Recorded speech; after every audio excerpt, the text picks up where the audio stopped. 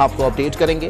Lahore high court نے شیخ رشید کے کاغذات نامزدگی منظور کیے جانے کے خلاف دائر درخواست پر دلائل سننے کے بعد فیصلہ محفوظ کر لیا ہے۔ آپ کو اپڈیٹ کر رہے ہیں کہ لاہور ہائی کورٹ نے شیخ رشید کے کاغذات نامزدگی منظور کیے جانے کے خلاف دائر درخواست پر دلائل سننے کے بعد فیصلہ محفوظ کر لیا ہے۔ مزید جانتے ہیں ڈان نیوز کے نمائندے رانا بلال سے۔ بلال، بتائیے گا شیخ رشید کے وکیل کی جانب سے کیا دلائل دیے گئے ہیں اور فیصلہ کب تک سنائے جانے کا امکان ہے؟ جی دیکھیں، شیخ رشید کے کاغذات نامزدگی منظور کیے جانے کے خلاف دائر درخواست پر لاہور ہائی کورٹ کے فل بینچ نے فیصلہ محفوظ کر لیا ہے۔ دوران سماعت جو اعتراض کنندہ کے وکیل ہیں ان کی جانب سے یہ موقف اختیار کیا گیا کہ شیخ رشید 4,40,000 کے واجبات انہوں نے ادا نہیں کیے اور شیخ رشید ڈیفالٹر بھی ہیں، انہوں نے اپنی پراپرٹی اپنے کاغذات میں ظاہر نہیں کی۔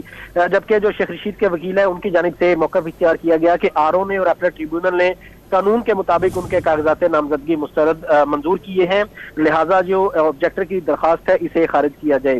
3 رکنی فل بینچ نے فریقین وکلا کے دلائل سن لیے ہیں اور شیخ رشید کے کاغذات نامزدگی منظور کیے جانے کے خلاف درخواست پر فیصلہ محفوظ کر لیا ہے، جو کہ آج شام تک سنائے جانے کا امکان ہے۔ بہت شکریہ رانا بلال اپڈیٹ کرنے کے لیے۔